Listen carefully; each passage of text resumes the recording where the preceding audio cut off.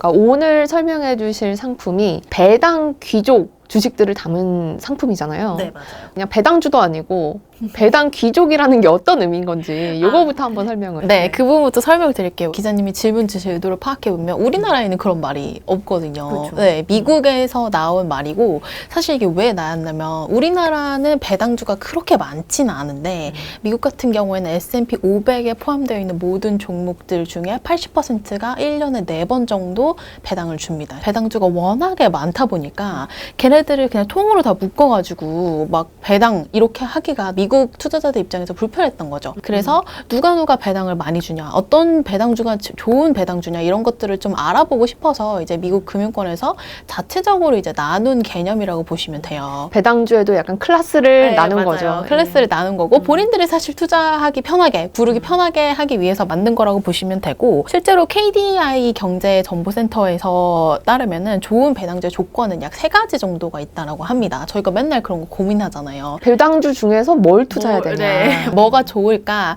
그래서 첫 번째는 이제 배당금을 연속적으로 줬느냐가 좀 중요한 포인트라고 보시면 되고 두 번째로는 이제 매년 배당금이 인상이 됐는가. 그다음 세 번째로는 앞으로도 배당금을 계속 지급할 계획인가. 3가지 기준으로 이제 배당 킹, 배당 귀족, 배당 블루칩, 배당 챔피언 이런 식으로 나왔다고 보시면 되는데 순서대로 이제 배당 킹은 50년 이상 배당금을 증액시켜온 기업들. 그냥 50년 동안 준 게 아니라 네. 50년 동안 배당금을 매년 늘려온 기업들. 그렇습니다. 네. 25년 이상은 이제 배당 귀족이라고 저희가 칭합니다. 네. 그래서 이제 저희 상품이 연관성이 있는 거고 기업들도 역시 25년 동안 매년 배당금을 꾸준히 늘려온 기업들이라고 네. 보시면 됩니다. 그리고 배당 챔피언은 10년 이상, 배당 블루칩은 5년 이상 꾸준히 배당금을 지급했다라고 보시면 될 것 같습니다. 배당금을 그냥 25년 동안 꾸준히 준 걸 넘어서 계속 늘려오고 있고 앞으로도 늘릴 것 같은 기업들인 건데 그럼 사실은 요거를 투자하실 때 포인트가 내가 배당을 받고 싶어서 여기에 투자하는구나 라는 분들이 많을 텐데 여기에 투자하면 어느 정도 연의 배당을 기대할 수 있겠다라고 생각을 하면 될까요? 그 부분에 대해서 제가 좀 과거 데이터를 가지고 말씀을 드리자면 2015년부터 2021년까지 아직 2022년은 끝나지 않았으니까 배당 수익률을 봤을 때 연평균 2에서 3% 내외 정도의 연간 평균 배당 수익률을 지급을 해왔습니다. 네. 그러니까 이 ETF가 추종하는 지수가 그 정도를 지급을 해왔다라고 봐주시면 되는데 지금은 근데 사실 주가가 많이 안 좋으니까 걱정을 하실 수가 있어요. 주가가 많이 떨어졌는데 얘는 배당 줄이는 거 아니야? 주가 이렇게 많이 떨어졌으니까 이제 그 부분에 대해서도 제가 왜 장기적인 시계열을 가지고 왔는지를 좀 설명을 드리면 8년 동안 단 한 번도 주가가 안 흔들리지는 않았죠. 일단 뭐 코로나도 있었고 네, 코로나도 있었고 2018년도 미중 무역 분쟁 한창 심하던 시기에 그래서 그때도 S&P 500이 20%가량 떨어졌었고 그 다음에 코로나 때도 한 34% 정도 떨어졌었는데 그렇다고 한들 연간의 배당 수익률은 유지가 됐었다. 그래서 지금도 많이 흔들리고 있지만 감히 예언해본데 배당 수익률을 크게 줄이지는 않을 것이다 라고 말씀드릴 수 있을 것 같습니다. 이 기업들이 25년 동안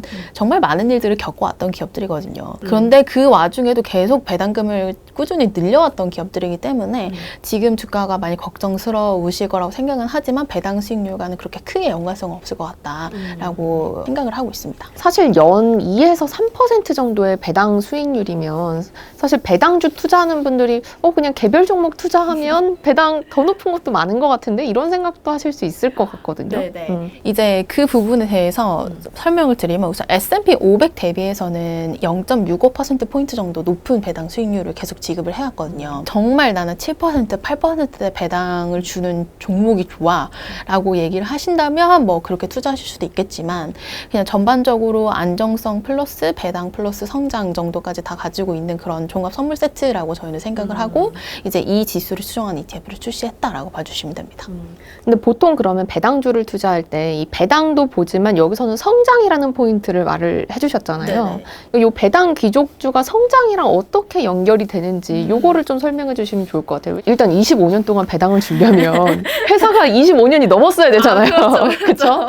어떻게 보면 막 지루한 회사 아닐까? 이런 고정관념도 있거든요. 사실 그게 통상적인 생각이 맞아요. 왜냐하면 이게 안정적이면 성장성은 좀 부족하겠지? 라고 생각 생각하는 게 보통이거든요. 제가 이 성장성을 말씀드린 이유는 리더의 위치에 있기 때문입니다. 그래서 업종 내에서 리더의 위치를 해 있는데 그럼 성장성 별로인 거 아니야? 라고 또 다시 생각할 수가 있어요. 근데 제가 되게 좋아하는 논문이 있는데 하버드 비즈니스 리뷰에서 발표했던 논문 중에 큰 기업들과 작은 기업들의 성장률이 왜 큰 기업들이 계속 좋을까라는 질문에 대한 답변을 작성했던 논문이 있습니다. 성장률도 큰 기업이 좋다. 네. 왜냐하면 보통 작아야 빨리 클 수 있다고 네, 생각하는데 보통 그렇게 생각하는데. 큰 기업이 성장률도 더 높았다. 네. 오, 궁금하네요. 그쵸. 그래서 이게 1990년도부터 한 2020년까지를 실제로 ROA죠. 총 자산 수익률 측면에서 작은 기업들과 큰 기업들의 순수익률의 차이가 시간이 지나면서 점점 더 큰 기업들이 계속 성장도 많이 하고 순수익률도 잘 되고 돈도 계속 잘 버는 그런 모양이 된 거죠. 사실은 이 논문을 통해서 문제 제기를 했지만 이 팩트를 가지고 리더 자리에 있으면 성장률도 우리가 기대해 볼 수 있겠구나라고 생각을 해볼 수 있는 거죠. 오히려 잘 나가는 기업들이 성장도 많이 하고 안정적이기도 했다. 돈도 많이 벌고. 그래서 제가 미국 배당 귀족주에 포함되어 있는 종목들이 각 섹터 내에서 시가총액이 얼마 정도 되는지를 좀 판단을 해봤습니다. 네. 시총이 제일 저희가 그렇죠. 눈으로 보이는 지표니까. 그래서 이제 가장 대표적인 종목이 엑손모빌이 포함되어 있는데 이게 시가총액 2위라고 보시면 되고, 코카콜라는 난알코올릭 베버리지스에서 1, 2위를 왔다 갔다 하는 그런 기업이라고 보시면 되고, 존슨앤존슨도 포함되어 있는데 이제 빅파마라고 보통 하죠. 우리나라는 그런 단어를 많이 쓰지는 않는데 빅파마에서 시가총액 1등 기록하고 있고, 맥도날드는 레스토랑에서 1등. P&G도 이제 배당이나 안정적인 종목을 얘기할 때 많이 등장하는 종목인데 이 종목도 해당 섹터 내에서 3위를 기록하고 있고, 그 다음에 월마트도 이제 많이 등장하는 기업인데 1위라고 보시면 됩니다. 그러니까 들어보면 이 구성 종목의 면면이 전통 산업군에서 우리가 다 아는 기업들, 정말 누가 봐도 1등 아니면은 치열한 2등 뭐 이런 느낌들의 맞아요. 기업들이 다 들어가 있는 거네요. 그렇게 보시면 됩니다. 근데 하버드 논문을 따르면 얘네들은 사실 1999년대부터 계속 성장을 많이 해온 기업들이라 이러죠. 그리고 그렇게 성장해온 기업들이 앞으로도 좀 더 성장을 이어갈 가능성이 높을 것 같다. 그러면 지금 시황으로 돌아와서요. 이렇게 시장이 많이 흔들리고 이런 시점에 이 ETF를 선택지에 놓는다면 왜 놓아야 될까? 이것도 궁금하거든요. 그럼요. 이 상품을 출시한 이유에 대해서 같이 이렇게 생각해 주시면 될 것 같아요. 우선 변동성에 대비하기 위함이고 안정적인 회사를 찾기 위함이 제일 크다라고 봐주시면 됩니다. 사실 배당금을 꾸준히 늘려왔다는 거는 당연히 생각하시겠지만 현금 흐름을 계속 만들어 왔다라는 거거든요. 그래서 그 현금 흐름으로부터 안정성이 이제 나타나고 그 안정성으로부터 배당금을 25년 동안 늘려올 수 있는 그 여력이 있었다라고 저희는 판단을 하고 있습니다. 그래서 미국 배당주들은 대부분 우량주 분류가 되는데 우량주들은 안정적이면서 변동성이 조금 더 낮고 그다음에 건전한 재무구조.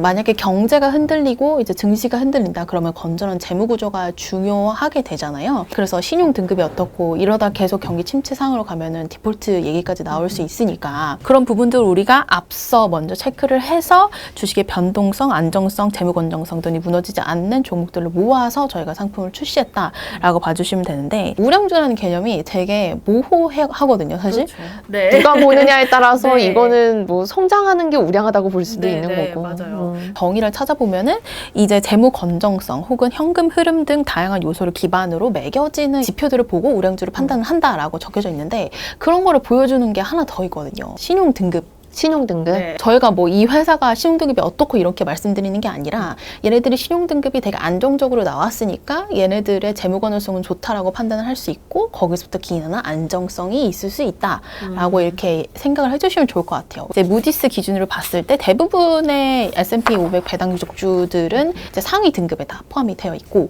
존슨앤존슨 같은 경우에는 제일 최상위 등급을 받은 기업이다.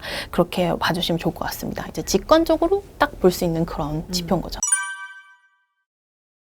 여기 ETF에 몇 개 정도 종목이 들어가 있나요? 총 64개. 64개? 네. 근데 이 ETF를 저도 이렇게 살펴보면서 그 보통은 시가총액 비중대로 잡는데 이건 동일 가중이더라고요. 네, 맞아요. 근데 이거를 동일 가중으로 이렇게 구성한 이유가 있을까? 이것도 궁금했거든요. 사실 저희가 이제 배당을 컨셉으로 낸다는 것 자체가 이제 조금 안정적이고, 네, 조금 변동성이 적으면서 이런 것들을 많이 생각을 하고 이제 낸 거라고 봐주시면 되거든요. 네, 시장 상황에 맞게. 근데 이제 시가총액 가중으로 하는 것보다는 동일 가중으로 가져가는 게 변동성이 조금 더 낮습니다. 변동성도 그렇게 해서 낮추고 왜냐하면 low volatility라던가 아니면 equal weight라던가 quality라는 이름을 갖고 있는 ETF들이 상대적으로 요즘 좀 뜨고 있거든요. 그렇죠. 네, 그런 것들을 감안을 해서 동일 가중으로 갔다라고 봐주시면 됩니다. 그러니까 동일 가중으로 넣었을 때는 좀 많이 떨어진 거는 더 담게 되고 많이 오른 거는 또 팔게 되고 좀 이런 효과들도 ETF 안에서 있다 보니까 네네. 그렇다 보니까 변동성이 축소되는 면이 있고 그리고 저희가 애초에 이거를 뭐 성장성에 포커스를 맞춘다거나 아니면은 뭐 주식이 오를 때 뭐 같이 많이 오를 거다 이런 거라기보다는 배당이 제일 중요한 컨셉이기 때문에 다른 것들은 조금 더 영향력을 최소화하자고 생각을 해서 동일 가중이다라고 봐주시면 됩니다. 그러니까 ETF도 그러면 분배금으로 나오잖아요. 요거는 그럼 분배금이 언제 받을 수 있는 건가요? 이 상품 분배금은 1470 똑같이 대부분의 ETF들하고 네네네. 받으실 수가 있는데 이게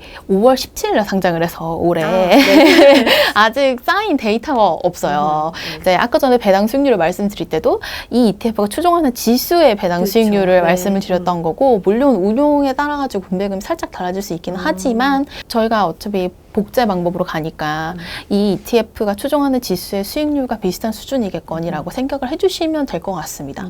그럼 4번 나눠서 나오는데 한 2에서 3% 정도를 매번 거의 비슷하게 나눠서 나오나요? 아니면 좀 많이 나오는 때가 있나요? 때에 따라 다르다고 보시면 됩니다. 이 기업들이 사실 배당금을 꾸준한 비율, 꾸준한 금액으로 준다라고 하면은 괜찮은데 사실 기업 입장에서도 웬만한 배당금을 맞추기는 하겠지만 기업의 상황에 따라서 분기별로는 차이가 날 수가 있거든요. 아, ETF 안에 돈이 들어오면 그거를 나눠주는 시스템이니까 네, 네, 네. 아, 그때마다 조금씩 다를 수 네, 있지만 어쨌든 1년에 4번 배당이 나온다. 네네.